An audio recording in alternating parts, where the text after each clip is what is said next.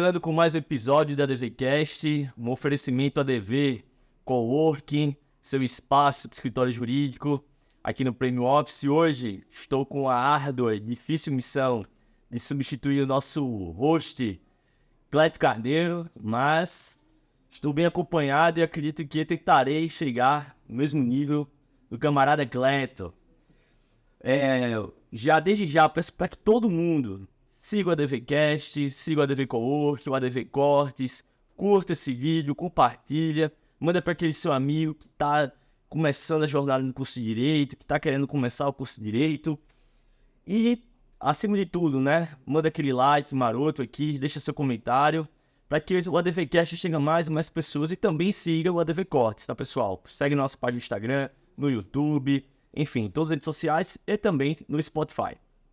Bom, sou Roberto Moura, advogado criminalista, presidente da Comissão de Defesa de Direitos Humanos, entre outras coisas. Estou hoje ladeado do meu sócio, amigo e irmão Marcelo Herval e também de Vinícius Vasconcelos, e vou deixar que cada um deles se apresente. Marcelo? Bom, muito bom dia, boa tarde, boa noite a todos que estão nos assistindo. É uma imensa satisfação estar aqui ao lado de Roberto, junto também com o Vinícius, para a gente conversar um pouquinho sobre advocacia criminal, conversar um pouquinho sobre vida acadêmica, né? Tenho certeza que tem muitos estudantes e advogados recém-juramentados que estão nos assistindo, nos acompanhando. Então a gente vai tocar aqui um pouquinho sobre a história, né, hoje do nosso convidado, mas falar sobre temas gerais referentes ao direito, as questões acadêmicas também. E eu quero, antes de tudo, agradecer, claro, ao convite do nosso host, que não se pôde fazer presente, mas certamente está muito bem representado pelo meu sócio Roberto, nosso querido Cleto Carneiro, que tem essa iniciativa fabulosa de reunir aqui convidados, né, dos mais diversos ramos, das mais diversas áreas, relacionados, claro, à advocacia, para discutir sobre temas pertinentes, sobre a história pessoal de cada um e sobre todas as escolhas, né, que levaram essas pessoas a chegar até onde chegaram. Então a gente está tendo aqui a enorme satisfação de receber Vinícius, para quem eu já passo desde já a palavra para que faça sua apresentação e, enfim, fique muito à vontade. Maravilha. Gostaria de inicialmente agradecer o convite. Roberto, Marcelo, Cleto, é um prazer enorme estar aqui com vocês e com vocês que estão ouvindo, assistindo. Com certeza esse projeto do ADVCast é fundamental para a gente conseguir incentivar e, mais do que isso, manter aquele fogo, aquela vontade, aquele brilho no olhar do advogado, do pesquisador, da pesquisadora, da pessoa que está começando ou que naquele meio de caminho já perdeu um pouco o brilho no olhar, mas que precisa ter sempre esse gás para se manter atualizado, para correr atrás, para, ao mesmo tempo em que é estudante, sempre estudante para pesquisar, é advogado para dar atenção para o cliente, é comerciante para captar, é tudo isso ao mesmo tempo, para se manter numa advocacia de ponta, que para mim é uma alegria estar falando para vocês e tantos outros. Então, Roberto, Marcelo, obrigado pelo convite. Para estar aqui em Maceió inicialmente, para mim é um prazer enorme, além de estar sendo super bem recebido por aqui, ter o privilégio de ir na praia maravilhosa, das melhores aqui do Nordeste, né, sem querer entrar em rixas caras, mas para mim é um prazer enorme estar aqui com vocês. Me apresento um pouquinho, devolvo para vocês. Então, eu sou Vinícius Vasconcelos, eu sou advogado e professor, ou professor e advogado, não sei qual é que é a ordem inicial. Eu sou de Porto Alegre, mas moro em Brasília. O Centro-Oeste conquistou meu coração por alguns motivos, tanto pessoais, acabei casando com uma goiana, mas também porque Brasília e o Centro-Oeste têm crescido, né, exponencialmente, tanto em oportunidades para advocacia, quanto para docência, quanto as cidades em geral. Então, eu comecei lá em Porto Alegre, na graduação, na PUC Rio Grande do Sul. Depois, não sei se a gente aprofunda um pouquinho mais nisso, nesse começo, mas só uma visão geral primeiro. Fiz um mestrado também lá na PUC Rio Grande do Sul. Desde o começo da graduação, me apaixonei pela pesquisa, pela a docência em geral, lá desde o começo. Fiz um mestrado lá na PUC também e resolvi sair um pouco lá de Porto Alegre. Porto Alegre, quase tão bairrista, Rio Grande do Sul, quase tão bairrista quanto Pernambuco, aqui no Nordeste, mas a gente tem coisas boas, mas também é bom sair um pouquinho. Saí de lá de Porto Alegre e fui para São Paulo, fiquei alguns anos em São Paulo, depois, onde eu fui fazer o doutorado, na Universidade de São Paulo. Depois emendei já um pós-doc na UFRJ com o professor Geraldo Prado, lá em São Paulo foi com o professor Gustavo Badaró. E acabei pelos caminhos da vida indo para o Centro-Oeste, em Brasília, onde por 4 anos assessorei o ministro Gilmar Mendes lá no STF.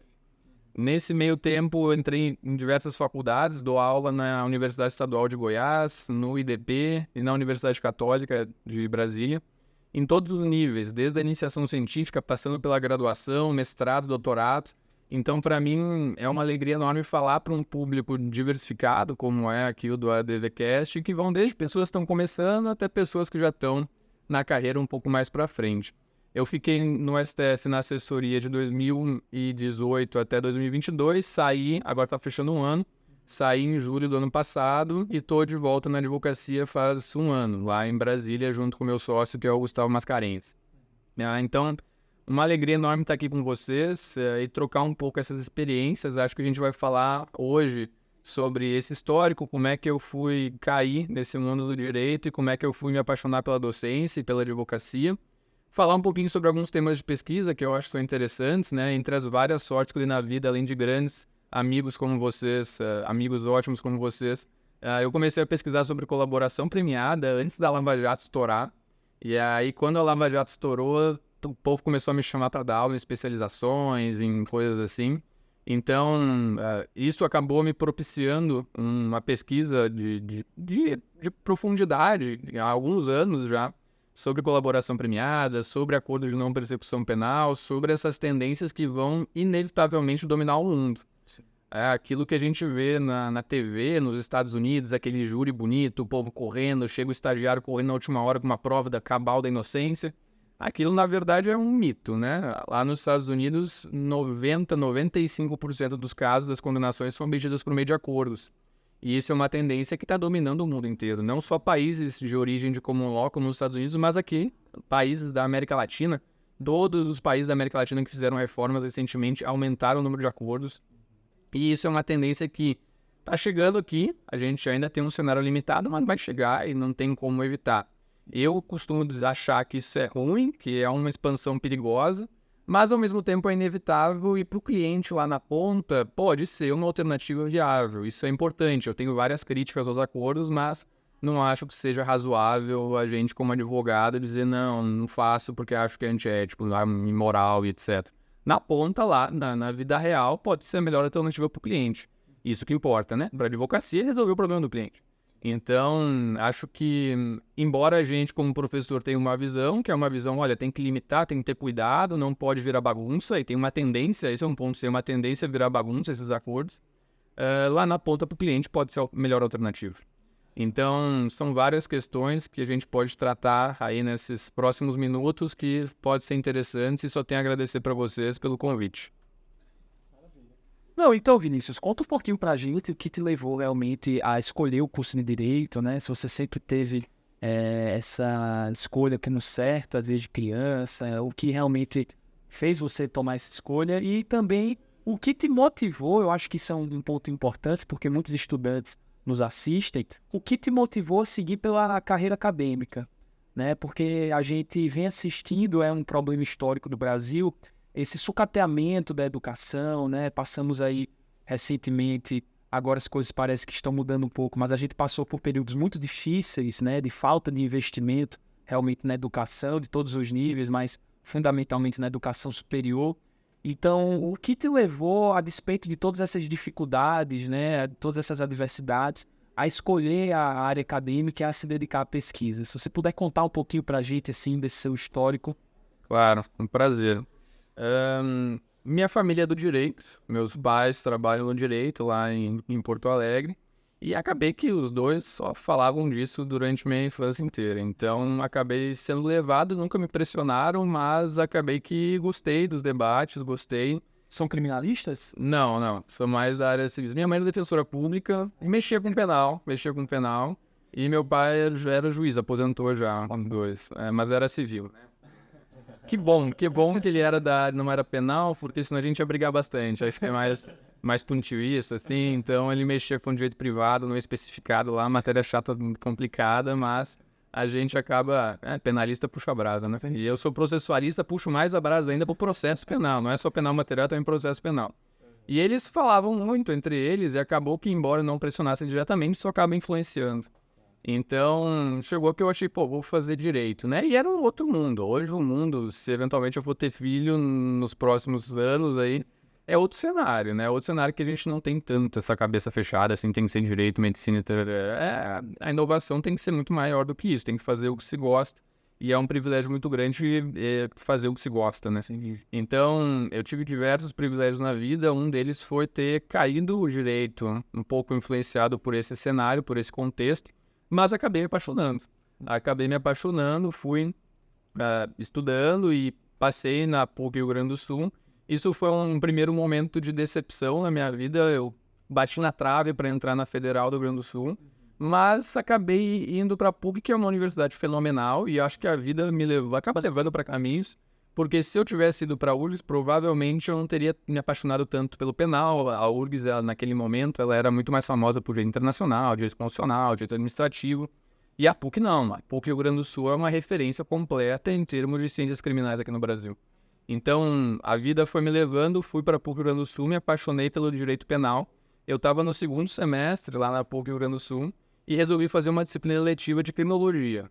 Eu fazia durante a manhã a graduação, e no período da tarde, sexta-feira de tarde, só guerreiro lá, né, pelo amor de Deus. Não tem uma praia por aí, né, lá em Porto Alegre, mas só de... Quem era o professor Vinícius?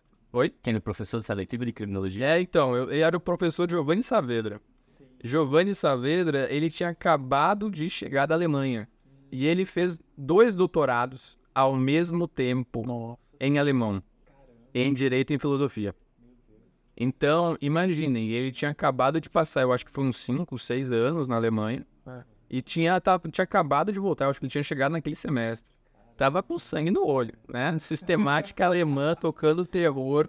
Eu lembro das aulas, assim, aula ótima, ele é muito bom, e tava com vontade de passar aquilo, né? Passar aqueles conhecimentos, e tava com sangue no olho de realmente voltar para a docência aqui no Brasil. E aí eu gostei e comecei a ir para o grupo de estudos dele. E surgiu uma bolsa do CNPq, PIBIC, de iniciação científica, que eu gostei da ideia. Ele me convidou, que eu estava participando do grupo, estava gostando de mim, me convidou para ter essa bolsa PIBIC do CNPq. Naquele momento a bolsa PIBIC foi aumentada agora pelo Lulão, mas naquele momento pagava R$300, e imaginem, R$300 rendia pra cacete. Rendia, era 2008. Então, meus R$300 morando com os pais, privilégio, né, de morar com os pais e tudo, eu ainda não rendia pra fazer festa lá em Porto Alegre. Então, tive essa bolsa do CNPq, comecei a pesquisar, e naquele momento precisava de dedicação exclusiva, e aí não podia ter estágio, remunerado junto, e eu achava bom, passava as tardes lá, de manhã tinha as aulas da graduação, de tarde eu ficava estudando lá na PUC. E aí eu encaixei um estágio voluntário na Defensoria Pública, que daí eu não podia ter estágio remunerado, eu ia 2 dias e o resto fazia a pesquisa de iniciação científica. E isso foi por 3 anos. Eu peguei 3 bolsas de iniciação científica, 2018, 9, 10, 11. Cada um com temas diferentes. Cada um com temas diferentes. Naquele momento eu pesquisava um pouco mais de criminologia e direito penal material. Ainda não tinha me endireitado para a vida para o direito processual penal, que é muito melhor, né? E embora seja o instrumento, sem o instrumento não há vida, né? Então não adianta nada eu fazer um contrato contigo, tu vai me pagar e eu falar, beleza, tu me deve. Tu vai falar, dane-se. Não, eu tenho que entrar com um processo contra ti para dar vida àquele direito. Sim. Mesma coisa o direito penal. O Auri sempre fala isso, né? A pessoa comete um crime ali na frente, não cai um presídio na cabeça dela automaticamente. Eu preciso ter um processo para dar efetividade à norma de penal material que está prevista no Código. Então, fiz esses 3 anos de iniciação científica e a cada ano eu fazia um rolê dos salões de iniciação científica lá do Rio Grande do Sul, de Porto Alegre, Grande Porto Alegre. Então, tinha umas 5, 6 universidades que todo ano faziam a semana de iniciação científica. Eu ia lá e apresentava a minha pesquisa. Todo ano eu apresentava na 6. E isso foi bom para eu ir treinando, para eu ir gostando de falar, para eu ir gostando de dar aula, né? Que depois seria o caminho que eu fui seguir. Então, nesses 3 anos, eu fui pela iniciação científica, gostei, ganhei uns prêmios nos salões, fui gostando bastante, já fui treinando escrever. A cada ano eu fui fazendo um artigo no fim de cada projeto, então foram 3, fazia um relatório, fazia um artigo, apresentava nos seminários. E aí, formei. Sempre com o Giovanni, as 3 iniciações? Sempre com o Giovanni, e o Giovanni me orientou no TCC também. O Giovanni Saveto. E aí me formei, isso era fim de 2012, início de 2013, se eu não estou equivocado, mas era isso mesmo. E aí eu falei, pô, eu gosto bastante da área de docência, da área de pesquisa, eu vou emendar o mestrado, eu já emendei tudo. Fui direto para o mestrado. E é um momento sempre complicado de pensar tema que vai se pesquisar, né? No TCC, no mestrado, no doutorado, que tema que eu vou fazer. E aí caiu no meu colo esse tema de acordos no processo penal, barganha no processo penal, que naquele momento não se falava muito. Tinha já, né? Tinha transação penal, colaboração premiada, não é algo novo que surgiu pela Lava Jato, tem lá desde os anos 90, na Lei de Crimes Hediondos, tem dispositivo falando que se um réu quiser colaborar com a persecução penal, vai dar um benefício. Então não foi algo novo que surgiu agora. Só que não se falava muito. O pessoal fazia colaboração, tinha delação mesmo antes da Lava Jato, só que não tinha um procedimento muito claro, não tinha esse apelo midiático e não se via tanto. Então, surgiu esse tema, não lembro muito bem porquê. Eu lembro que eu comprei um livro em inglês que chamava Road to Plea Bargaining, a barganha no mundo. E aí comecei a ler e falei, pô, esse negócio vai dominar o processo penal.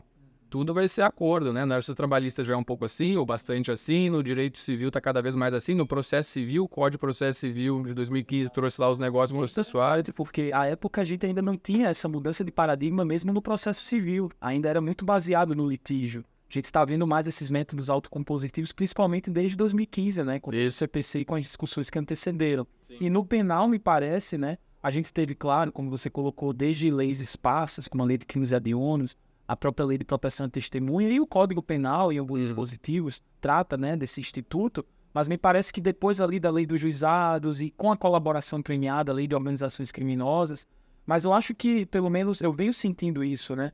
A gente está assistindo mais esse movimento agora a partir lá da Lei Anticrime, né? Sim. E com os projetos, à época do ex-ministro, né, Sérgio Moro, hoje senador, que também propuseram algumas coisas de sentido. Então, é interessante você meio que ter tido esse interesse antes mesmo que isso se tornasse uma tendência hoje tão dominante como é. Entre as várias sortes e privilégios que eu na vida, esse foi um deles. E não lembro bem porquê, caiu no colo o tema de acordos, e aí quando estourou a Lava Jato, e o povo começou a falar muito sobre colaboração premiada, eu já estava acabando o mestrado, já tinha uma pesquisa de 2 anos sobre esse tema.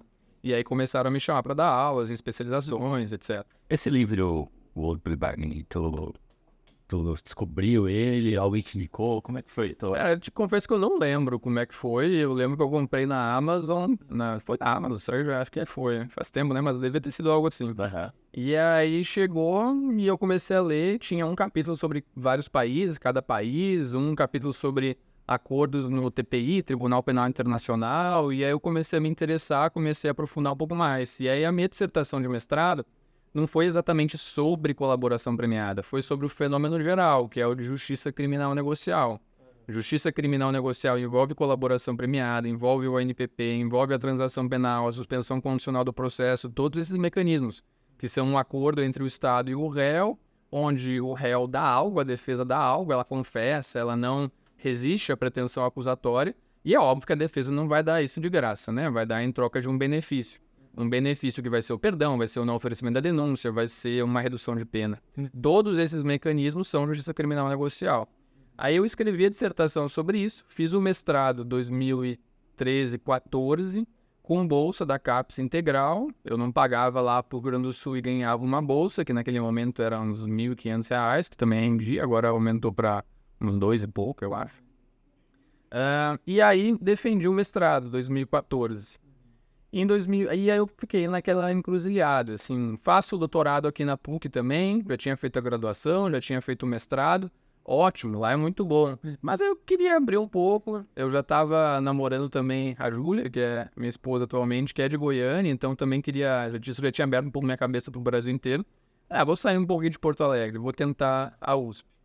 E aí eu falei, a USP é uma universidade de referência, eu escolhi um pouco a PUC do Sul porque o mestrado lá é em ciências criminais, focado em ciências criminais, tem só disciplina de penal, processo penal e algumas de base filosóficas do direito penal. E na USP também dá para fazer assim, porque tem vários departamentos, cada departamento tem as suas disciplinas. Na minha época, não sei se continua assim, no doutorado eu tinha que fazer 5 disciplinas, então eu podia escolher só as de penal e processo penal. Então, lá foi uma experiência muito importante para mim também. Fui para São Paulo com o professor Gustavo Badaró. Chamei ele para minha banca, é o meu orientador no mestrado, aí eu mudei, já fui para a banda do processo. Meu orientador lá na PUC foi o professor Nereu Giacomoli. E isso também foi um grande privilégio e sorte da minha vida, eu só tive ótimos orientadores. Orientação é difícil, né? No mundo acadêmico, infelizmente, tem muito orientador por falta de interesse, falta de tempo. Infelizmente, a profissão de professor aqui no Brasil não sustenta tanto financeiramente, especialmente universidades privadas. Então, infelizmente, as pessoas não conseguem focar tanto, tem que buscar mais outros empregos para complementar a renda. E, infelizmente, a gente acaba que tem muitos orientadores que não dão tanta atenção. E eu dei muita sorte, tanto o professor Giovanni, depois o professor Nereu e o professor Badaró, e depois no pós-doc também o professor Geraldo, foram orientadores espetaculares na minha vida. Então, fui para São Paulo, me mudei para lá, comecei a fazer o doutorado e depois comecei a dar aula em São Paulo. No doutorado eu não tive bolsa, eu fui começar a dar aula numa universidade lá em São Paulo, a Universidade de Campos Sales, que foi a primeira que eu dei aula. E aí fiquei em 2015 em São Paulo, voltei para Porto Alegre. Em Porto Alegre o mercado é muito saturado, né? Tem gente espetacular lá em Porto Alegre na área de ciências criminais, tanto na docência quanto na advocacia. Fiquei 1 ano lá, escrevendo a tese, tentei dar aula lá também, acabou que não consegui entrar tanto no mercado. Se tivesse ficado um pouco mais, provavelmente teria entrado, mas naquele momento estava meio saturado. Voltei para São Paulo. Antes fui para a Espanha, uma das últimos editais de Bolsa Sanduíche para pesquisar no exterior, foi ali em 2016 para 2017. Em 2017 fui um tempo para a Espanha, voltei e aí fiquei em São Paulo para começar a dar aula, para começar a eventualmente advogar. Quando eu ia começar a advogar, claramente, eu tinha advogado um pouquinho lá antes do mestrado, mas quando eu ia começar a advogar lá em São Paulo, eu fiz um concurso para a Universidade Estadual de Goiás. Minha esposa, como eu falei, é de Goiânia. Fiz lá o concurso, passei para a Universidade Estadual de Goiás e eu estava em São Paulo naquele momento. E aí eu falei, poxa, o que eu vou fazer? Gosto bastante de São Paulo, tentei levar lá a Júlia, convencer ela para ir para São Paulo, não quis ir para São Paulo, falou que não, muito grande, né? Vou para Goiânia, fico em São Paulo e eu já estava dando aula num mestrado lá em São Paulo naquele momento, era 2018, estava dando aula no mestrado da Unifiel em Osasco. E eu ia para Goiânia, lá em Goiânia naquele momento não tinha mestrado numa universidade privada que eu pudesse entrar. Falei, vou tentar alguns contatos em Brasília, para ver se eu conseguia um lugar para dar aula numa universidade. Comecei a mandar currículo, fazer contatos, falar com amigos que eu sabia que tinham contatos em Brasília, alguns professores, professoras que eu me aproximei em São Paulo. E aí, quando ia para Goiânia, mandei meu currículo para o CEUB, para o IDP, para algumas universidades lá de Brasília. Quando eu ia me mudar para Goiânia, um dia me liga uma pessoa lá do IDP, que é a universidade lá que o ministro Gilmar tem algum contato. O filho dele é diretor, o Francisco, o Chico Mendes, é uma pessoa espetacular. E estava pesquisando, ele fez doutorado na Alemanha sobre colaboração premiada. Então ele já conhecia meu livro, naquele momento eu já tinha publicado o livro de colaboração premiada. E aí ele me liga e falou, Vinícius, tudo bom? E tal, aqui é o Francisco Mendes. Eu falei, quem? Francisco Mendes? É o Francisco Mendes, sou aqui de Brasília, teu currículo chegou, tu quer dar aula aqui no mestrado, doutorado? Me mandaram teu currículo. E eu te conheço, já li teu livro, utilizei na minha tese que eu estou fazendo na Alemanha. Nesse momento agora não tem vaga no IDP para mestrado, doutorado, para professor. Só que estão fazendo uma seleção lá no gabinete do ministro Gilmar para assessor. Tu quer fazer? Eu falei, tô aqui para isso, né? Tô na vida para viajar, para sair, para conseguir aproveitar para todas as oportunidades que aparecem, né? Aí eu falei que sim. Fui lá para Brasília, fiz a entrevista, gostaram de mim. Num dia eu estava em São Paulo, no outro eu quase fui para Goiânia, no terceiro eu acabei em Brasília.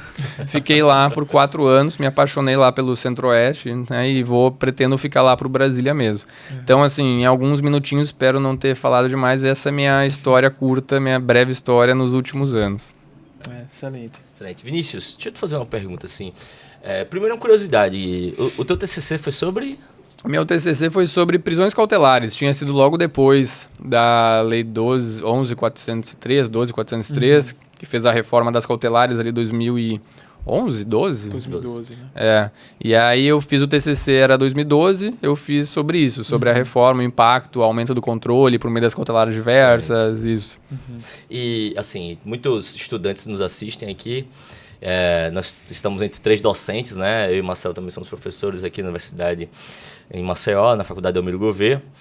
E uma das coisas que muitos alunos me perguntam, e eu também já queria deixar essa pergunta aqui, hoje, você como graduando, né, o que é que você acredita o que é que um bom graduando precisa ter?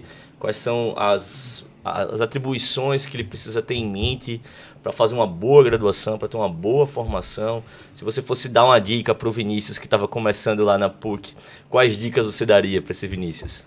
Cara, eu acho que a mágica é ter interesse. Ser interessado, ter brilho no olho, ter sangue no olho para correr atrás. E para realmente fazer as coisas com gosto. Infelizmente, como eu falei, é um privilégio. Tem muita gente que trabalha por obrigação. É um grande privilégio tu trabalhar com o que tu gosta. E num cenário de hoje, em que a gente tem tantas alternativas, a gente tem tantas potencialidades de caminhos, que não são só universidades tradicionais, cursos novos, empreendedorismo, tudo isso, a gente tem que tentar, dentro do possível, é um privilégio também poder escolher, né? Mas dentro do possível, tentar fazer algo que se gosta. Eu acho que esse é o primeiro passo. Fazendo algo que se gosta, durante a graduação, eu acho que a gente tem que equilibrar muitos fatores. Equilibrar algo focado para a OAB. A gente tem que se preparar para a OAB. Essa vai ser certamente o primeiro degrau que a gente vai ter para pisar e para superar. Então, durante a graduação, às vezes a gente não se dá conta que vai ser a primeira prova que eu vou ter que fazer. Então, talvez uma dica pode ser, beleza, durante as disciplinas, tem vários sites de concursos que tem lá questões divididas por temas. Vão fazendo as questões do OAB, tem professor que cobra, tem professor que não cobra. Vão vendo como que isso é tratado na prática, porque às vezes a gente entra na graduação e não sabe como que isso se torna realidade, como que isso é cobrado, como que vai ser importante, ainda mais em diversas universidades, as primeiras disciplinas elas são mais gerais, assim, não tem tanto direito civil, penal e tal. A gente entra sem saber como que isso vai ter impacto prático. Então, um primeiro ponto é esse, ter noção que o primeiro degrau maior vai ser o OAB ali para frente, que vai selecionar que não é também um bicho de 7 cabeças, é viável, fazendo uma boa universidade, vai passar, mas é uma dificuldade que vai ter ali pela frente. Então esse é o primeiro ponto. Segundo ponto, tentar já ver quais disciplinas que se gosta. Fazer as disciplinas com gosto, tentar ter uma visão geral boa de cada uma delas, mas já ir aprofundando um pouquinho mais do que a gente realmente vai ter alguma afinidade. Claro que no começo eu não vou ter certeza. Óbvio, a escolha correta vai ser penal, processo penal. Mas eu não vou ter certeza disso. Então, tenta dar uma estudada razoável em cada disciplina e quando começar a surgir um interesse maior numa, aprofunda. Os alunos às vezes me perguntam, vale a pena comprar um livro, um manual? Eu falei, cara, vale se tu achar que tu gosta, que tu consegue aprofundar. Se não, dá para fazer bem um curso sem comprar um manual, né? A gente tem muita coisa na internet, a gente tem essas questões da OAB que dá para fazer. Então, quando vê que uma disciplina te interessou, vai atrás, compra um manual ou pega na internet, né? Eu sou autor, tenho livros e faz parte da vida, né? Tá no Google, joga o nome, PDF, baixa lá. A gente como professor, a gente tem que ser lido, tem que ser citado, então não me importo de jeito nenhum. Pode baixar lá o PDF, né? O Piratex, que não tem problema nenhum. Não vai mover ação penal aí. Nada, é da vida. Se me mandar um e-mail, eu até mando. Então tá de boa. Então, quando vocês se interessarem, aprofundar um pouco mais, ir atrás da disciplina, aprofundar naquela questão. Quando possível, faz um estágio, tenta se organizar nos estágios para ter uma experiência num órgão público, para ter uma experiência num escritório de advocacia. Então, se tiver uma experiência interessante em órgãos diferentes, né, em perspectivas diferentes, isso pode ser bem interessante para eu começar a ver, quero fazer concurso? Às vezes a pessoa fica com esse ideal, quero fazer concurso público, só que aí em qualquer lugar do Brasil. Eu já vi muita gente se arrependendo, sabe? Beleza, vou ganhar um salário alto, mas eu vou ficar longe da minha família, vou ficar longe dos meus amigos, vou ficar longe da minha cidade. Nem sempre vale a pena. Então, pensar todos esses fatores, pensar como que isso vai se realizar na vida real. E é ter a cabeça aberta para concurso público, óbvio, é uma alternativa boa, advocacia, docência, vários caminhos que podem se abrir, novas profissões relacionadas ao direito, né, de inteligência artificial aplicada ao direito, de captação de dados, investigação defensiva, usar tudo isso que tem avançado cada vez mais e tem aberto novas carreiras para o próprio direito. Então, ter essa cabeça aberta é fundamental. Ponderar e tentar, pelo estágio, ir selecionando e tendo essas experiências. E, por fim, por isso que eu falei que é uma ponderação, difícil fazer tudo isso, ter algum espaço de pesquisa, participar de um grupo de pesquisa, participar de um grupo de estudos, ver um professor, uma professora que tem aquele encanto, que tem aquela vontade e grudar, né, e ir atrás, participar, se inspirar. É interessante ter uma inspiração. Sim. A gente precisa de referências nesse sentido durante a universidade. Então, vendo um professor, uma professora que te inspira, que tem aquele gosto, que tem aquele brilho no olho. Eu dei a sorte de pegar o Giovanni, acabou de voltar da Alemanha, estava com brilho no olho demais para dar aula, para ensinar as pessoas, para orientar. Achando essa pessoa, achando esse professor, essa professora, gruda, vai atrás, vai no grupo de pesquisa, tenta tirar tudo que aquela pessoa pode te dar, que certamente ela também vai gostar de te dar. Então, a gente, como professores aqui, a gente tem uma alegria enorme quando vê uma pessoa interessada, quando vê uma pessoa que vai atrás, quando tem os teus alunos que passam no OAB. Sim. Isso é incrível, né? Quando vê teus alunos que publicam um artigo numa revista, que estão afim, que gostam, que pedem textos, que leem os textos, que vão atrás. Isso é fenomenal, que escutam podcasts ótimos, né? Que são vários também, inclusive aqui o nosso. Então, é isso, é esse sangue no olho, esse brilho e ponderando esses vários caminhos para a gente conseguir, durante os 5 anos que passam voando, sim, tentar ter essa visão para depois dar os próximos passos. Aí vocês vejam, né, como o Brasil é pequeno. O Vinícius foi orientado pelo Giovanni Saavedra na graduação e no mestrado pelo Nereu Giacomoli. O Nereu foi orientador do André Sampaio. Sim. E o André certamente é minha referência, a referência do Marcelo. Exatamente isso que eu ia dizer. Nós tivemos também na graduação a sorte de ter conhecido essa pessoa que foi exatamente como, assim, não digo um ídolo, né, mas uma grande fonte de inspiração. André é fenomenal. O André. Sim. E o André, ele também teve essa formação, parte do doutorado dele, né, foi na PUC também do Rio Grande do Sul, orientado pelo professor Nereu, e foi também uma inspiração, como acredito o Roberto ia dizer, para outro colega nosso, advogado também, Marcos Melo, que fez o mestrado dele lá, né, sob a orientação exatamente do professor Giovanni Saavedra. Então é engraçado, né, como as coisas se conectam. Então, assim, Vinícius, a gente tem muitos assuntos interessantes para falar aqui, mas eu queria puxar também um pouquinho até essa sardinha assim para o meu lado, porque quando eu estava lá no final da minha graduação, eu me deparei exatamente com essa dúvida, né, que para muita gente é bem inquietante, bem angustiante, sobre o que eu vou pesquisar para o meu TCC. E coincidiu de essa dúvida ela aparecer ali mais ou menos na época que o ex-ministro, né, Sérgio Moro, lançava o pacote dele, né, com vários projetos, várias, enfim, propostas de mudança e alterações em diversas leis, mas particularmente a questão dos acordos, né?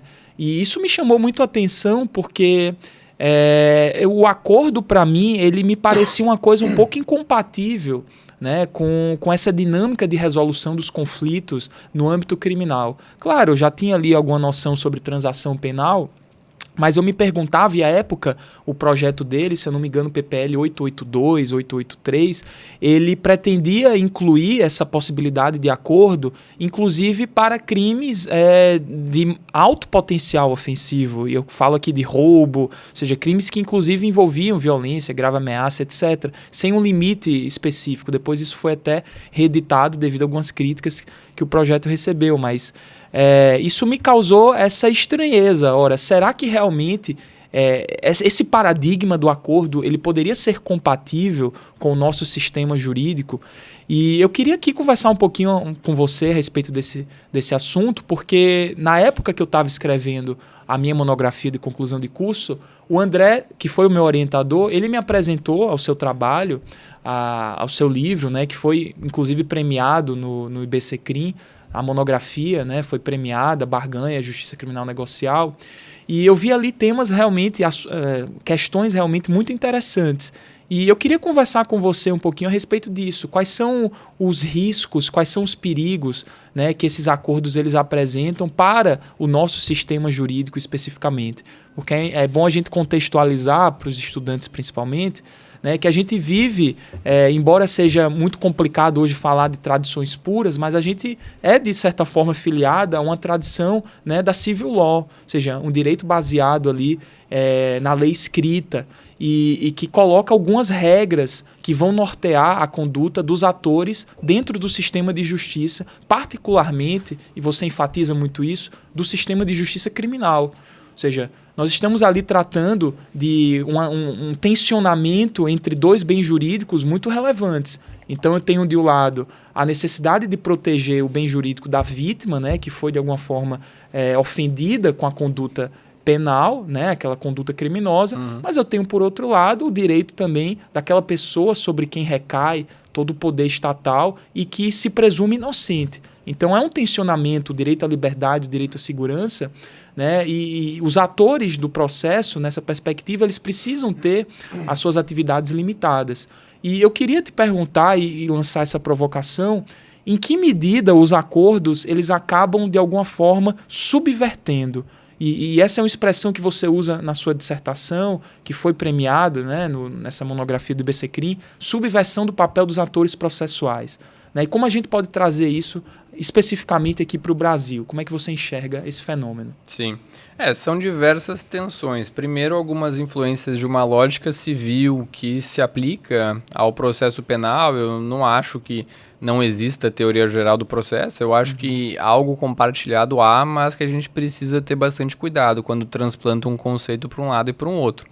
Se lá no civil, beleza, eu tenho uma briga civil contigo, tu diz que eu devo 500, eu digo que não, que é 200. A gente vai lá e fecha um acordo, eu te pago 300, tu tá feliz, eu tô feliz? Beleza, o Estado tá tranquilo, a sociedade tá tranquila, se a gente se entendeu, tá ótimo. Agora, no penal não é bem assim. No penal, a gente tem um poder estatal, que é um poder muito grave, muito invasivo, o mais invasivo entre os poderes estatais, que é o poder de punir, que ele se coloca a partir de alguns limites que o próprio Estado se colocou. Quando a gente foi construindo, né, socialmente uma ideia de um processo penal, de uma justiça penal democrática, a gente fez algumas separações. Primeiro, antes era vingança privada, cada um que se virava. A gente viu, esse negócio não é racional. Eu dei um soco, veio a família inteira da pessoa, ficou com raiva de mim, arrancou meu olho, arrancou minha perna, matou minha família. Não dá, tem que ter uma proporcionalidade. E a vítima, é óbvio que tem que ser respeitada, é óbvio que tem que ser cuidado dos seus interesses, mas a vítima não vai ser a pessoa que, com uma imparcialidade, vai julgar ou vai decidir do melhor modo possível quem é o culpado e como punir. Então a gente, como sociedade democrática, decidiu, olha, eu vou tirar o poder da vítima de ela mesma fazer justiça com as próprias mãos e vou colocar para o Estado imparcial e afastado. Esse poder, portanto, é um poder do Estado. E esse poder veio com alguns limites. Limites no sentido de que o Estado precisa verificar, a partir do devido processo, com as regras do devido processo, contraditório, direito ao recurso, direito à prova, tudo isso que a gente conhece muito bem, verificar se realmente é legítimo impor uma pena. Então, diferente do civil, em que se a gente se acertou e todo mundo está feliz, beleza, no penal não. Pode ser que uma pessoa se pense que ela é culpada, quer confessar, vamos supor um exemplo, a pessoa cometeu um crime na rua aqui e falou, porra, me arrependi. Vai caminhando ou pega um Uber, vai até o presídio, bate na porta e fala, eu quero cumprir uma pena. Acabei de cometer um crime, me arrependi. O cara vai olhar e falar, não, o que é isso aí? Não dá para executar automaticamente pela simples vontade da pessoa essa pena. Eu preciso ter todo esse rito, esse procedimento. O processo ele vai ser um freio, um defraudador de expectativas, como o Rui Martins costuma dizer. Um defraudador, porque a sociedade vai ter uma expectativa de punir logo. O direito penal, ele acelera, ele tem lá no Código Penal todas as medidas de proteção à vítima, enquanto que no processo penal, quando o crime está cometido, ele é um freio. Ele é um freio, óbvio, não precisa demorar tanto quanto às vezes demora, mas também não pode ser rápido demais a ponto de não ter qualquer tipo de limite. Ele é um freio para que a gente consiga digerir, consiga verificar os fatos de um modo correto. Então, primeiro, esse transporte transplante do direito civil, essa lógica civilista não pode ser aplicada diretamente. A gente tem que ter alguns limites. Segundo, uma tendência de importação de alguns países, certamente o maior país é os Estados Unidos, né? O exemplo maior é os Estados Unidos. Como eu falei, lá nos Estados Unidos, 95% das condenações são obtidas por acordos. As séries que a gente vê no Netflix, aquela coisa toda, quando elas mostram os acordos sendo acontecendo no corredor, na sala do Ministério Público, isso é o que acontece na prática, que está acontecendo aqui também. Então, há uma influência dos Estados Unidos, não acho que a gente simplesmente faça um transplante daquilo para cá. A barganha dos Estados Unidos tem algumas características específicas que não se aplicam aqui, mas é uma influência. É uma influência importante que se coloca também aqui no Brasil. O professor Máximo Langer usa a expressão tradução. Isso. Né? A gente tem feito uma tradução, sendo que, de algum modo, me parece que subvertendo também o sentido, né? Exatamente. Então, os acordos chegam aqui com essas várias características. Uma coisa é inegável. Tem dominado o processo penal no mundo inteiro. Então, embora eu seja bastante crítico, embora eu acho que tem que limitar, é uma realidade. Ou a barganha ou os acordos vão dominar o mundo. E a gente tem que se preparar para isso. Isso é uma dica também para quem está na graduação. Se preparem para esse cenário. A gente não tem aulas normalmente de negociação, a gente não tem aulas específicas. Eu sempre tento propor uma disciplina específica de acordos. Durante o pós-doc, eu dei uma disciplina letiva na UFRJ só sobre colaboração premiada, na graduação, sobre lógica negocial. Então, isso a gente tem que se preparar durante a graduação também. Então, esse transplante ele tem que ser visto com alguma limitação. E aí tu perguntou, quais são os principais riscos, né? Na colaboração premiada são alguns. A colaboração premiada ela tem umas peculiaridades em relação aos demais acordos. Nos acordos em geral, o principal problema é que a gente parte de uma ilusão, muitas vezes, de que quem é culpado vai aceitar, quem não é culpado não vai aceitar. A própria Suprema Corte dos Estados Unidos, quando declarou que é constitucional, que eram constitucionais, que são constitucionais os acordos lá, a plea bargaining, lá pelos anos 70, mais ou menos, em alguns julgados, ela partiu de uma premissa, partiu de uma ideia básica, que foi, somente pessoas culpadas aceitam acordos. Ou seja, uma pessoa inocente não vai aceitar. Se eu parto da premissa que só a pessoa culpada vai aceitar, e que a pessoa inocente ela tem o direito ao processo, que ela vai exercer e ela vai ser julgada, cara, beleza, tá espetacular, eu não preciso tomar muito cuidado, eu vou acelerar esse negócio, eu vou generalizar os acordos. Só que lá mesmo nos Estados Unidos teve diversos professores e professoras que olharam isso e falaram, beleza, Suprema Corte, tu partiu dessa premissa, vou fazer pesquisa empírica para mostrar que esse negócio tá errado. Não é só pessoa culpada que aceita. Pessoa inocente também aceita por vários motivos. Seja porque não teve uma defesa efetiva antes, seja... Tem várias pesquisas que demonstram que pessoas com transtorno mental, por exemplo, aceitam muitos acordos. Seja porque eu quero assumir um crime de outra pessoa, que ela está me pagando, porque eu quero proteger ela. Seja por pressões institucionais, pressões tanto de má-fé de atores do processo penal, um promotor que vai fazer uma pressão indevida, seja pela própria pressão inerente, coação inerente ao processo penal, porque eu olho e digo, beleza, eu sou inocente, mas se eu tocar o processo eu posso ter uma pena de 5, se eu aceitar o acordo, eu vou cumprir um serviço comunitário, vou pagar alguns valores. Então, por isso, a gente acaba, se a gente aceitar que pessoas inocentes também podem aceitar acordos, a gente vai botar um pé no freio. E a gente vai ter que tomar algum cuidado, vai ter que traçar algum limite.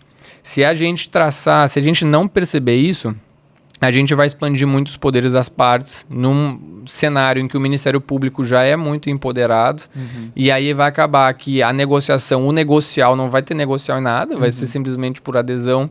A gente vai reduzir muito o poder do juiz de fazer um controle efetivo sobre o acordo. A gente vai afastar qualquer possibilidade de atuação efetiva da defesa, né, para assegurar algum tipo de, dentro do possível, a voluntariedade, a devida informação. Então, tudo isso vai complicando o cenário. E aí vem a colaboração premiada, que ela tem um plus, um problema a mais, que é o colaborador vai estar incriminando terceiros. E a gente tem que pensar na situação do delatado. muitas vezes o delatado ele vai ser incriminado sem uma base mínima e isso vai ter consequências para a pessoa delatada. Sem dúvida. Então, na colaboração premiada, além dela ser um acordo como os demais, um negócio jurídico, ela é também um meio de investigação e ela tem uma finalidade probatória para incriminar terceiros. Sim. E isso traz uma complexidade ainda maior para dentro dela. Então, são vários riscos. Eu sou bastante crítico. Na minha dissertação de mestrado, que foi essa que eu fiz ali em 2013 e 2014, a última frase que eu coloquei era algo do tipo: espero que a barganha não triunfe no Brasil, porque tem um livro tradicional que é Plea Bargain Triumph lá nos Estados Unidos, conta a história da barganha, então eu falei, pô, espero que não triunfe aqui. Tá triunfando. É inevitável. É inevitável que ela vá triunfar. E é interessante, eu acho que uma das razões que explica isso, se eu não me engano, é o Schunemann. Ele tem um título de um artigo que ele trata exatamente da marcha triunfal, né, do plea bargaining nos Estados Unidos. E me parece que um dos motivos mais fundamentais é exatamente porque esses acordos respondem muito bem a uma lógica eficientista. Então, o que a gente tem visto é que o poder punitivo do Estado, e eu acredito que na sua própria monografia no TCC você deve ter tratado também sobre esse tema. Quando a gente vê, por exemplo, medidas cautelares diversas da prisão, a gente imagina, pô, agora então a prisão preventiva vai ser a última medida e as pessoas os juízes, né, vão dar mais preferência às medidas cautelares.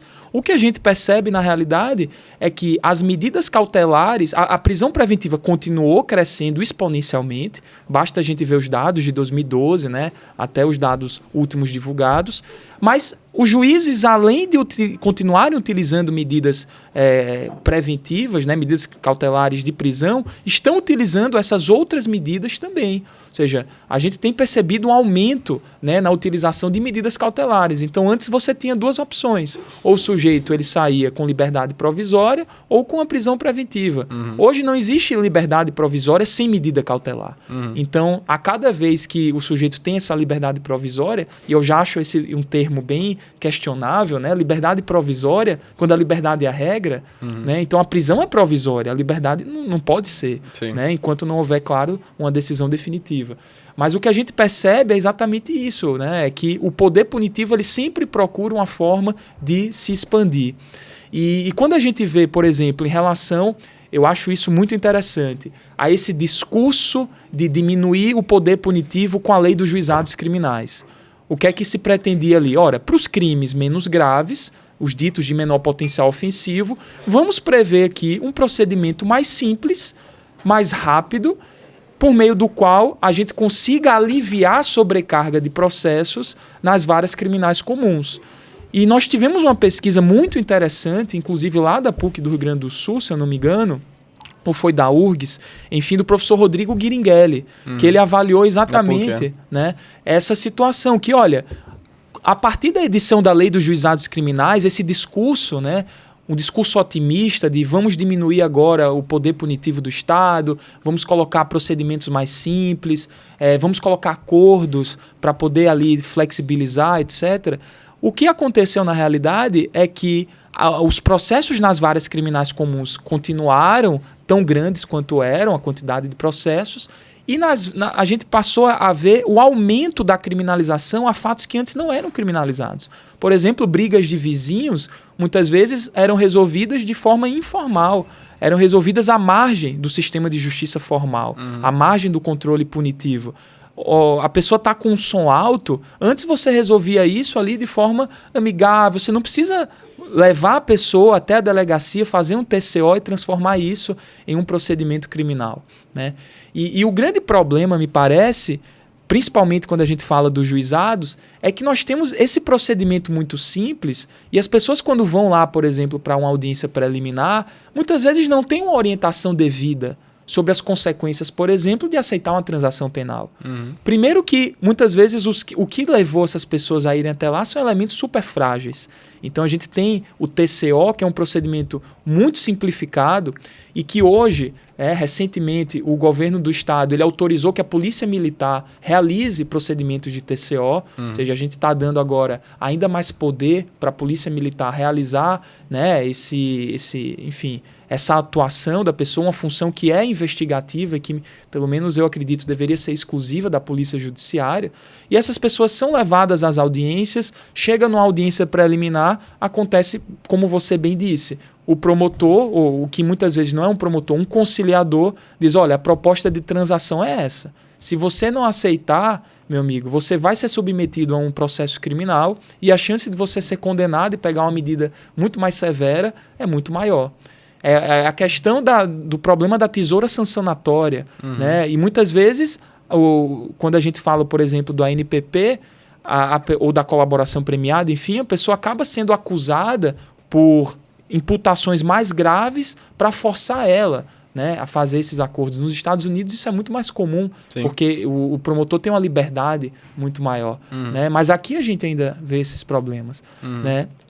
E vejam vocês que esse não é um problema só que afeta a pessoa ali, o juiz, né, que vai ter uma redução na carga de trabalho, o promotor também, naturalmente, o réu que vai ser prejudicado, mas afeta também um advogado. E se a gente trata ali de um advogado que está interessado só em ganhar dinheiro, para ele, quanto mais rápido o processo for resolvido, melhor. Ele não está interessado em provar a inocência no mérito de um processo daquele cliente dele. Então, se ele conseguir ali convencer o cliente dele a fazer um acordo, maravilha, tá ótimo. É menos um processo para ele, é mais honorário que ele vai receber. Né? Então, é um perigo a gente ver essa questão dos acordos. Né? Embora, por outro lado, como você comentou no início, possa ter também algumas vantagens para aquela pessoa. Né? E aí eu te coloco a seguinte questão. Qual é a melhor forma, como você avaliar se um caso vale a pena aceitar um acordo ou não? Né? Você, na sua advocacia, já deve ter pego alguns casos de colaboração premiada, enfim. Como é que você faz essa avaliação? O que você leva em conta na hora de aceitar ou não um acordo? Sim. São vários fatores que devem ser considerados, né? O primeiro deles é o cenário do cliente, é o cenário do réu, do investigado naquele caso específico. Vai conversar com o cliente tem que confiar em ti, tem que contar tudo, tem que falar, ó, isso aqui foi o que aconteceu, se aquela pessoa for culpada, né? Vai te dizer, ó, foi isso que aconteceu, isso aqui eu não fiz, isso aqui pode ser que sim. Tu tem que ter um cenário mais ou menos claro do que pode vir para ver se compensa, se não compensa, quais os crimes que podem ser imputados. E esse é um ponto que gera muita discussão lá nos Estados Unidos, aqui não tanto por alguns motivos, mas também um pouco, que é ter acesso àquilo que existe na investigação. Eu preciso ter acesso, eu advogado, a advogada tem que ter acesso aos autos do inquérito para ver qual é o cenário efetivamente, o que tem de prova, o que tem de elementos informativos naquele momento do inquérito que podem orientar qual vai ser o fato, qual vai ser a imputação, qual é a provável pena lá no final, está prescrito, não está prescrito. Tudo isso tem que ser considerado. Num cenário de acordos como a NPP, transação penal, eu vou olhar exclusivamente ali o cliente, o réu, o autor do fato. Esses acordos eles buscam resolver a situação dessa pessoa. Se for uma colaboração premiada, vai ter uma outra complexidade. Colaboração premiada ainda vai envolver terceiros. Então eu vou ter que considerar, qual pessoa que vai ser incriminada, eu tenho que tomar cuidado, porque se eu estou incriminando alguém, eu tenho que ter uma base probatória, uma prova, um elemento de corroboração, porque senão eu posso me dar mal duplamente, que eu vou ainda incriminar alguém sem ter prova, além de responder pelo meu crime, eu vou responder ainda por uma denunciação caluniosa, né? Na lei de 12.850 tem um tipo penal específico, uma incriminação em colaboração sem ter base, e isso também é um risco muito grande.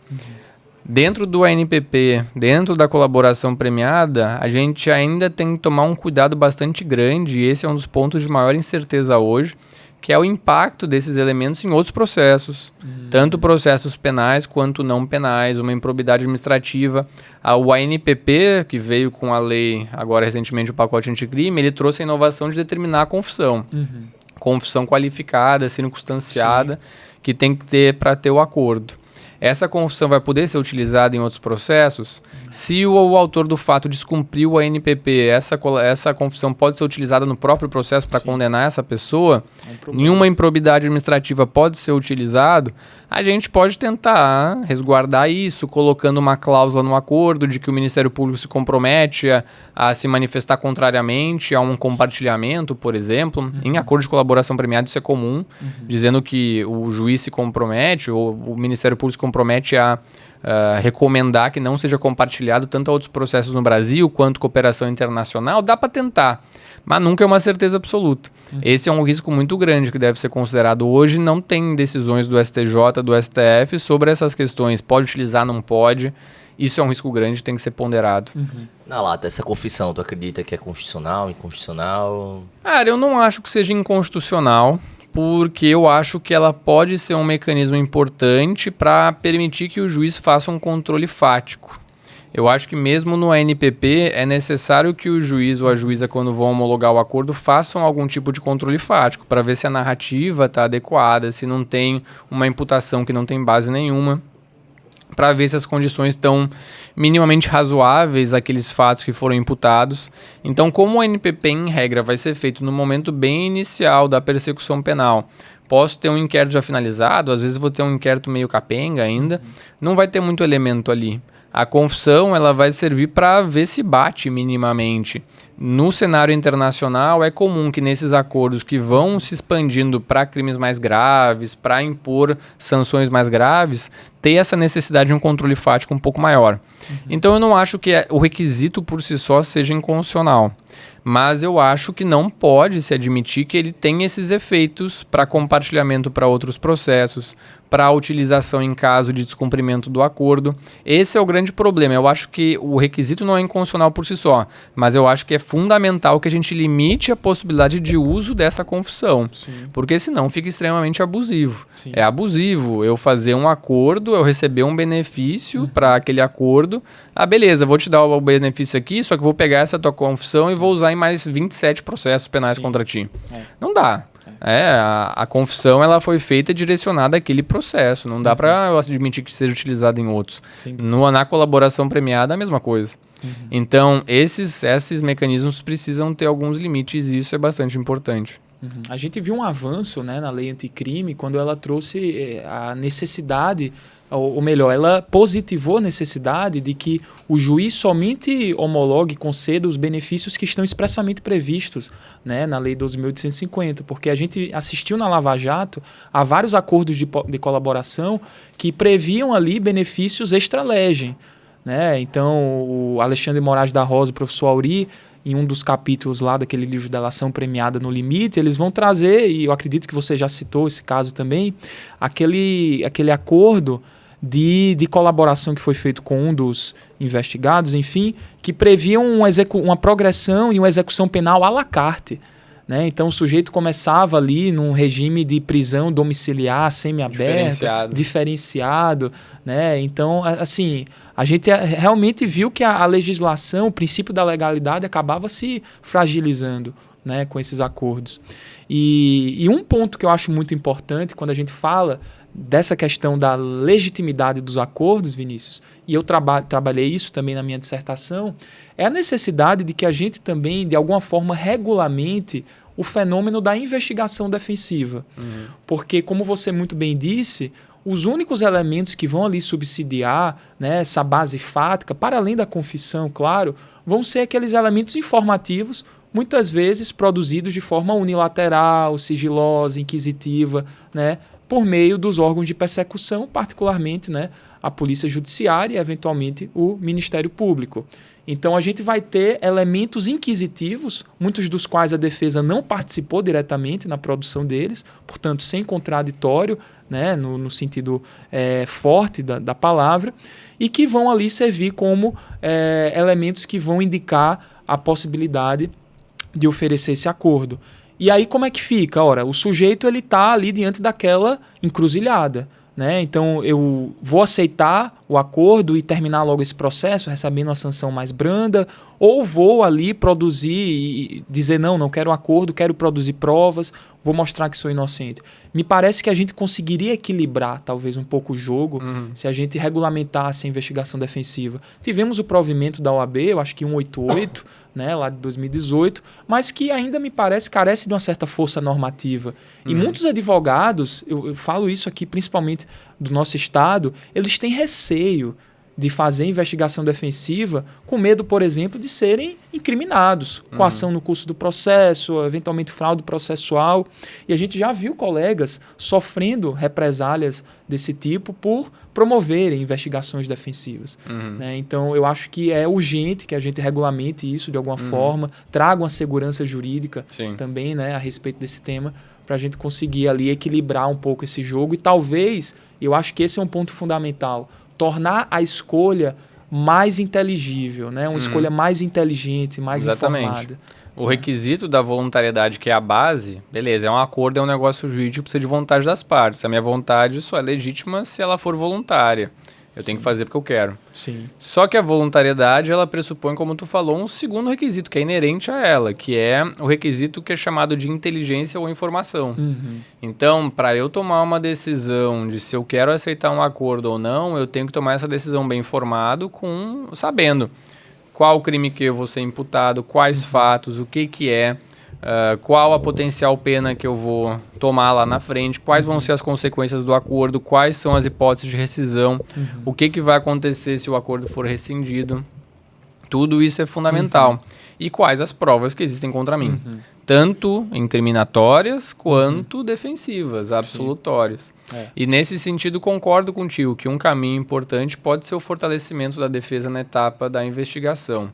Então, é fundamental, e a doutrina mais contemporânea reconhece a existência de um contraditório, uma ampla defesa durante o inquérito. É óbvio que não são plenos, porque senão vai acabar que o inquérito vai virar super inchado e vai substituir o processo. Mas é, sim, um espaço importante para a atuação da defesa. Então, a investigação defensiva, ela tem alguns riscos, tem alguns pontos que a gente tem que tomar algum cuidado também para expandir ela, para não ter abusos, mas ela é um espaço fundamental para ter maior informação, para a gente poder tomar essa decisão, tendo elementos defensivos mais consolidados já nessa fase de investigação. A gente teve um caso lá no escritório, agora recente, que, bom, inclusive um caso de um associado nosso, o Marcos, inclusive queria deixar um salve aqui para ele, Marcos Vinícius. Ele trouxe uma situação para a gente lá no escritório, que foi o seguinte: acusava um cliente nosso de ter comprado um certo software de maneira ilícita, né, de maneira ilegal, dentro de uma plataforma dessa de vendas de negócios. E o produto custava R$70 mil, e ele comprou por R$90. Basicamente seria isso. E aí essa empresa descobriu, entrou em contato com esse cliente e começou a acusá-lo, né? Dizendo que ele precisava pagar pelo produto de R$70 mil. E aí o cliente ficou extremamente assustado, né, diante de uma acusação, dizendo que ele poderia ir preso, aquela coisa toda. E isso chegou lá para o escritório da gente, né? E uma das coisas que a gente trouxe muito certo, mas quais são as provas que eles possuem contra o cliente para acusá-lo e qual o tipo penal que está sendo imputado? Né? Quais são os fatos, quais são as circunstâncias? O que aí tem isso, né? E uma das coisas que a gente até conversou lá estava conversando com o Marcelo, é o lance do discovery, né? Como as provas de acusação e defensivas precisam estar muito claras. O Lênio até trouxe um projeto de lei, né, que é o projeto Lênio Anastasia, né, que seria o que o Ministério Público precisava ter tanta boa-fé que tem que trazer todos os elementos de prova, inclusive o que condena e o que absolve, né, já que ele é uma parte muito mais empoderada do que a defesa, haja vista fazer parte do Estado e ter estrutura do Estado a seu dispor, ele precisa ter um fair play a mais, trazendo todas as provas que constituem. Então, quando ele trouxe essa questão, a gente marcou essa reunião e simplesmente eles não apresentaram. Então não tinha como ter acordo ali, não tinha como a gente fazer um negócio com essa empresa que estava acusando nosso cliente, porque eles não apresentavam as provas. Quais são as provas que vocês possuem? E a gente vê um pouco disso dentro do processo criminal, dentro do processo penal. No Ministério Público, muitas vezes, obviamente não todos, mas ele sempre só utiliza as provas que tratam da pretensão acusatória. E aí eu queria que tu falasse um pouquinho, tanto na questão dos negócios jurídicos, né, dentro das barganhas, e a despeito desses processos criminais, e que o Ministério Público também não tem esse fair play, né, de trazer todos esses pontos. E acho que o grande ponto são as interceptações, né? Só traz os trechos que colaboram com a pretensão acusatória, nunca com a resistência ali apresentada, né? Eu queria que tu comentasse um pouco, Vinícius, sobre isso. A lógica aqui no Brasil ela é um pouco diferente de outros países, como nos Estados Unidos. Na maioria dos estados lá não tem uma investigação formalizada. Aqui um dos princípios do inquérito, pelo menos em teoria, é o da oficialidade. E eu tenho autos, que são os autos do inquérito policial, que pelo menos em teoria toda a prova tem que estar ali documentada. É oficialidade, a investigação oficial e documentado. Então, em teoria, pelo menos, o nosso problema é menor do que o deles. Porque lá não tem nenhum inquérito formalizado.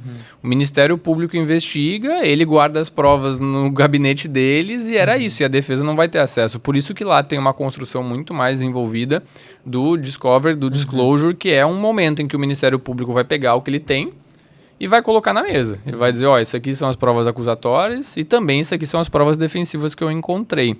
Porque lá não tem autos documentados. Não tem autos que ficam na polícia, ou sei lá, em formato digital, né, por óbvio, que alguém vai ter acesso. Lá eles guardam na gaveta e pode ser que eles não entreguem nunca. Então tem que ter um momento que se vai entregar. Aqui, pelo menos em teoria, a gente vai ter os autos documentados. O nosso problema é um pouco menor. Só que o acesso a esses autos é problemático, né? Na prática de advocacia, a gente vai lá na delegacia, o delegado fala, não tem diligência em andamento, não vou dar acesso a nada. Beleza, o STF fez a súmula vinculante 14, que foi um passo, um avanço bastante grande. Tudo bem, mas mesmo assim, tem diversos delegados que não dão acesso. Então a jurisprudência, lá o ministro Gilmar tem uma posição bastante dura quanto a isso. Fala, beleza, tem coisa em diligência, primeiro ponto, fundamenta o porquê que está em diligência, o que não precisa dizer exatamente o que é, tem uma interceptação em curso, não precisa. Mas tem que justificar mais ou menos o que está em diligência, o que está andando e mais do que isso, preciso dar acesso ao resto. Não é porque tem uma diligência que o resto todo tem investigação de anos que o pessoal vai lá e fala, não, tá em diligência. Tá, mas tem 2 anos já, dá acesso ao resto. Sim. Então, a gente não tem o problema, pelo menos não em teoria, né? Ainda tem, aqui mesmo assim tem gente que some com prova, não coloca nos autos do inquérito, mas pelo menos em teoria a gente tem esse princípio da oficialidade, tem que estar ali nos autos do inquérito. Mas o povo não dá acesso. Então, um tema que a gente tem que aprofundar aqui é, quando eu vou fazer colaboração premiada, eu tenho que ter tido acesso ao inquérito integral? Sim, eu publiquei um artigo com um orientando meu, o André, que ele fez a dissertação dele sobre isso. Colaboração premiada e acesso aos dos autos do inquérito. Sim. Então, esse acesso, embora o problema seja um pouco menor do que os Estados Unidos, também é fundamental aqui. Também é importante para a gente ter uma decisão voluntária e bem informada. Sem dúvida. E eu acredito também, Vinícius, que talvez um dos grandes problemas que estão aí subjacentes a essa questão é o fato de que as investigações, muitas vezes, elas vão se dar por uma única hipótese. Ou seja, o delegado de polícia, o Ministério Público, no caso do PIC, ele vai eleger uma hipótese investigativa e vai fechar os olhos, fechar aquele efeito túnel, né, somente para aquela hipótese. E vai descartar outras explicações possíveis também para aquele fato. E aí é onde entra a importância da investigação defensiva para trazer outras possíveis explicações que mostrem, olha, o fato talvez não tenha acontecido como a polícia, como o Ministério Público disse que aconteceu. Né? E aí quebra e traz exatamente essa paridade. Roberto? Bom, o nosso papo está fluindo bastante e não queria deixar que vocês esqueçam de seguir aqui o nosso ADVcast, ADV Cortes, seguir todas as nossas páginas no Instagram, no YouTube, seja também no Spotify, segue lá a gente, ADVcast, para escutar o brilhante Vinícius Vasconcelos e todos os debates que estamos fazendo aqui, em todos os grandes episódios. Engraçado, Vinícius, que Porto Alegre vem rendendo bastantes nomes interessantes aqui para o nosso ADVcast, já passou por aqui o Jada, né, brilhante advogado, e também o Hamilton Mendes de Carvalho, que adora Maceió. Hamilton sempre está por aqui. Quem não adora Maceió tá errado, né? Tá errado. Vinícius, já se caminhando pro fim do nosso episódio, eu queria que tu comentasse um pouco da tua experiência no gabinete do ministro Gilmar, né? Você, é engraçado como tu tem uma experiência que circula ali pela academia, aí vai pela advocacia, desboca lá no gabinete do ministro Gilmar e volta para a advocacia. Quais são as grandes diferenças de Vinícius, advogado antes do ministro Gilmar e pós o ministro Gilmar? E quais são as grandes experiências que você viveu lá no gabinete? Eu acho que talvez a gente pudesse começar por aqui para a gente conversar um pouco. Claro. Cara, foi uma oportunidade ímpar na minha vida, né? Vocês viram que eu já narrei como que foi, mas a vida foi levando, acabei lá em Brasília. O ministro Gilmar é uma pessoa espetacular, né? Eu acho que para mim foi incrível ficar esses 4 anos. Teve uma pandemia no meio que complicou, teve todo um cenário político no Brasil que trouxe uma carga muito grande de atuação no Supremo Tribunal Federal. A pandemia, por exemplo, trouxe um impacto muito grande, choveu habeas corpus ali no começo da pandemia, toda aquela questão de domiciliar que teve, todo o medo que se tinha, né? A incerteza que se tinha, o que vai acontecer quando o Covid chegar nos presídios, né? Então, o ministro Gilmar tomou a posição de que tem que ver os requisitos, se já tiver alguma hipótese de progressão de regime, de domiciliar, tem que tentar soltar dentro do possível. É óbvio, né? Tomando cuidado, também não vai ser um libera geral, mas dentro do possível ele foi um dos que defendeu que, tendo em vista a pandemia, era necessário tomar atitudes. Então, nesses 4 anos que eu fiquei lá, eu acho que a maior diferença entre o antes e o depois é ter uma perspectiva prática bastante grande de que o direito, especialmente nos tribunais superiores, vai avançando lentamente, a advocacia é difícil, é uma carga enorme de processos, é óbvio, acho que a maior experiência foi ponderar os pontos positivos e negativos de tudo que existe na vida. Então, por exemplo, os julgamentos virtuais, óbvio que tem diversas críticas, né? É óbvio que inviabilizar uma sustentação oral, inviabilizar um contato próximo com os julgadores, idealmente não é o melhor. Só que, ao mesmo tempo, se a gente for colocar na ponta do lápis e calcular, mais ou menos o STF recebe 10 mil habeas corpus por ano. São 10 ministros, porque tira o da presidência que não recebe distribuição. 10 ministros, 10 mil HCs, dá 1.000 HCs por ministro, mais ou menos. Em 10 meses, que são o período jurisdicional do STF, dá 100 HCs por mês.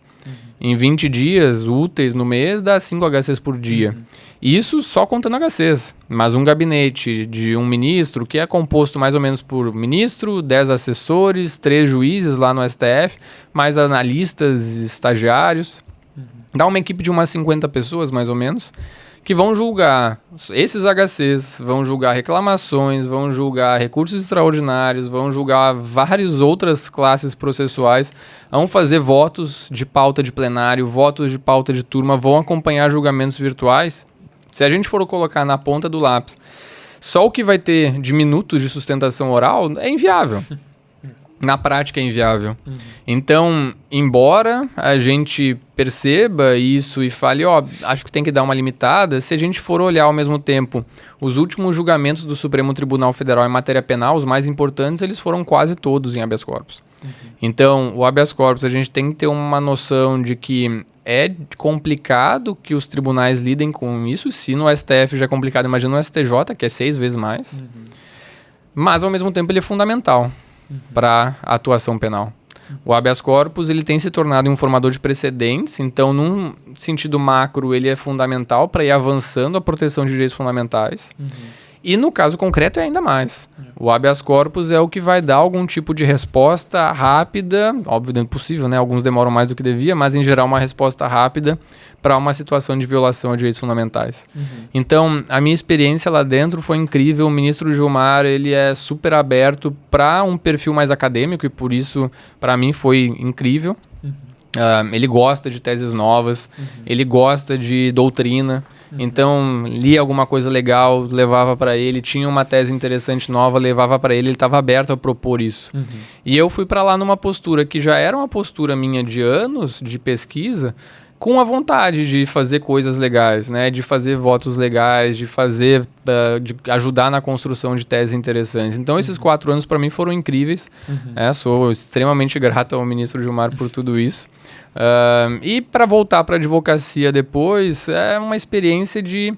Óbvio que é difícil. Se a gente for olhar, são 5% de HCs que são concedidos no STF. Não é pouco, considerando que já é a 4ª, né, instância. Não é bem uma instância, mas já é o 4º degrau que vai subir.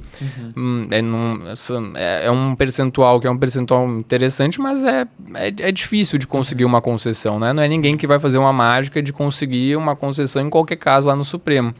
Então, saindo de lá, vendo essa realidade, é tentar juntar todos esses aspectos, ver que a demanda é muito grande, fazer uma petição o mais objetivo possível, tentar fazer uma pesquisa séria de atuação de cada ministro, ver como é que é a jurisprudência de cada um, o perfil de cada um. Sei lá, um ministro concede bastante relacionado a tráfico, pequena quantidade. Vou usar alguma tese que esse ministro reconhece nesses crimes específicos e em outros crimes, ver se consegue colar também. Então, ver o perfil do ministro e tentar aplicar isso com seriedade, com objetividade, com respeito às dificuldades que existem em todos os lados. Infelizmente, tem gente ruim e gente boa em qualquer lugar. Então, tem advogado bom, tem advogado ruim, tem juiz bom, tem juiz ruim, tem assessor bom, tem assessor ruim. Mas a gente tem que, de certo modo, ir confiando, ir batendo, indo atrás. Um ponto importante que eu vi também é a importância das assessorias, né? Eu tinha, na minha tese de doutorado, eu escrevi sobre direito ao recurso no processo penal e eu tinha uma visão, esse é um ponto também de antes e depois bem diferente. Eu tinha uma visão bastante crítica em relação, o ministro chega com o voto pronto no julgamento, isso é absurdo. Mas se tiver uma assessoria bem qualificada, que analise bem os casos, debata com o ministro de um modo adequado, é natural que já vai ter algo mais ou menos encaminhado. E se for algo qualificado, melhor. É óbvio que uma sustentação oral bem feita, ela vai poder colocar aquela pulga atrás da orelha do ministro, puxar uma divergência, puxar um pedido de vista, puxar um adiamento. Isso é fundamental. E a gente vê pela experiência lá nos tribunais superiores que uma advocacia bem feita, com qualidade, com seriedade, é óbvio que, infelizmente, às vezes um caso ou outro a gente não vai conseguir ser bem ouvido, bem lido. Mas indo atrás, sendo insistente, sendo respeitoso, tentando despachar os casos, tentando fazer petições de um modo objetivo, conhecendo a jurisprudência de cada ministro, a gente consegue ter uma atuação e consegue ter alguns resultados. Então, eu acho que a experiência do antes e depois foi essa, assim. Por um lado, a gente tem um choque de realidade de que é muito processo, as equipes não conseguem dar conta de tudo. Então, não façam petições de 50 páginas, pelo amor de Deus, 80 páginas, sejam objetivos. Imaginem um assessor que vai analisar 10 HCs por dia, se tiver um HC de 80, 100 páginas, não tem sentido. Vai o dia todo, às vezes não vai. Um dia, né? Exatamente. Então, tem que ser o mais objetivo possível, tem que destacar o ponto fundamental. Ao mesmo tempo que a gente tem essa angústia, a gente tem uma esperança. Durante esses 4 anos, o STF avançou muito e num cenário de hostilidade em relação ao STF. Mesmo assim, a jurisprudência em matéria penal avançou. São passos que são devagar, eles são paulatinos. Sim. Não é fácil, às vezes tem algum retrocesso, mas a gente precisa confiar que as coisas vão se colocando. O STJ tem se consolidado como um tribunal fundamental em matéria penal no Brasil. O STF também, com as diferenças entre as turmas, que são normais, mas também com avanços significativos em matéria de jurisprudência penal na proteção de direitos fundamentais.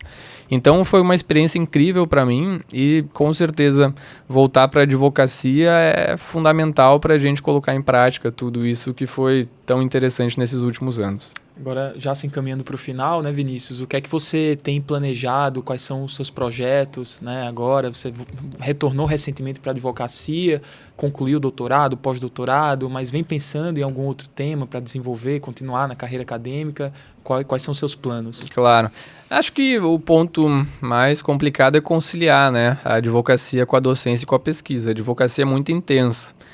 Eu acho que uma grande diferença entre o trabalho lá no STF e o trabalho na advocacia, eu costumo dizer que são as horas líquidas de bunda na cadeira e computador na frente. Lá no STF, o ministro Gilmar, ele gosta de conversar, despachar os casos no fim do dia.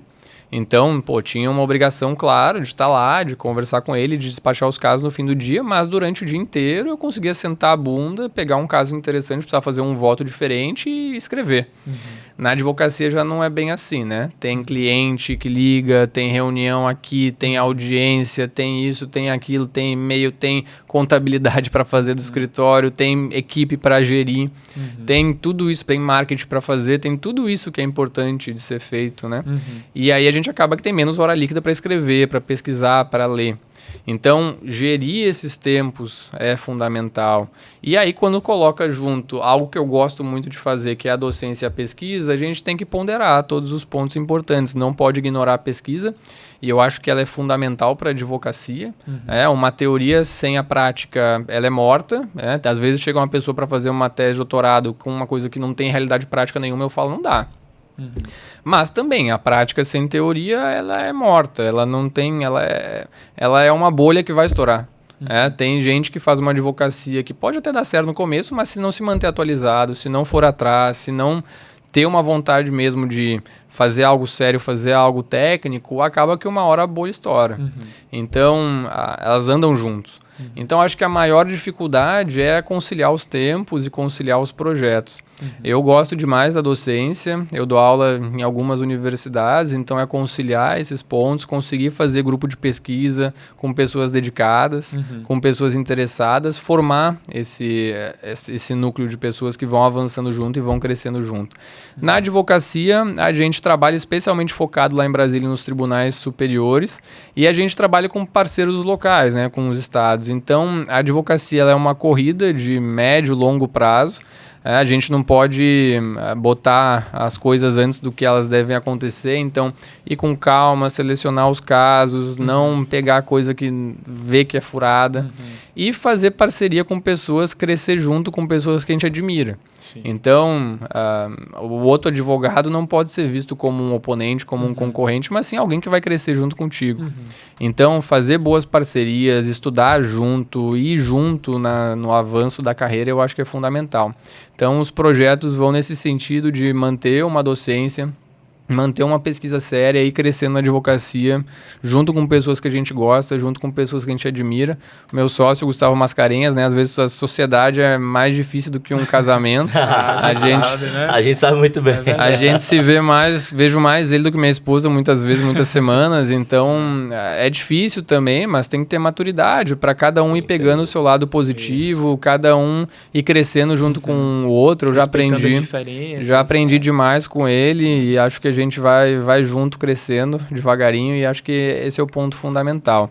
Então, basicamente, essa aí é a projeção para o curto, médio, longo prazo e crescendo devagarinho, tanto na área acadêmica quanto na advocacia. Excelente. Vinícius, a título até de... caminhando para os finalmente, teve um caso icônico que eu estava acompanhando a banca de defesa do Marcelo e o Rosmar, que estava ontem lá com a gente no nosso curso, né, na nossa confraternização. Ele fez uma pergunta para o Marcelo. Marcelo, qual a diferença de play bargain e play bargain, né? E aí eu nunca esqueço disso. E aí, para finalizar, né, com o mestre Vinícius, queria que você trouxesse aqui para a gente essa resposta bem objetiva, para que todo mundo ficasse também ligado às perguntas do professor Rosmar. Não, o Rosmar é um fenômeno, né? É uma figura marcante tanto da atuação jurisdicional quanto da docência aqui em Alagoas. É um prazer estar com ele e estar com vocês. Então, essas questões terminológicas acabam que elas são meio furadas. Tipo a diferença entre delação e colaboração aqui no Brasil. Sim. Eu, por exemplo, no meu livro de colaboração, eu falo, cara, eu utilizo as duas. Tem gente que fala que a troca foi simplesmente algo estético para deixar mais palatável, né? Porque delação às vezes tem uma carga negativa, enquanto colaboração parece ser algo mais louvável. Acho que dá na mesma, né? Plea bargain, então, também, né? Mais um processo e o outro é o acordo, tanto faz. Então, o que importa para a gente é ver os institutos de um modo crítico, pensar se isso vai ser positivo ou não, tanto de um modo estruturante para o sistema penal como um todo, quanto na advocacia para o cliente ali na ponta. Perfeito, então, acho que esses são os pontos para a gente ir avançando e certamente é uma pergunta que o Rosmar fez para te dar aquela cutucada ali, né? Então, lógico. Um grande abraço aí, Rosmar, um parceiro, um juiz fenomenal, né? Uma grande figura que a gente tem aqui e, enfim, merece aí todo o nosso reconhecimento. Excelente. Pessoal, é isso. Queremos agradecer a presença aqui do grandioso Vinícius Vasconcelos. Um prazer enorme. Agradecer aqui a presença na nossa DVCast, agradecer também a participação no curso do HMA Eventos, assessoria acadêmica, agradecer por toda a parceria que nós estamos tendo, né? Seja lá em Brasília, seja aqui em Maceió. Agradecer também a presença do meu irmão, meu amigo, meu sócio, Marcelo Herval, que está aqui conosco. Então, mandar um grande abraço e fraterno ao nosso querido Cleto Carneiro.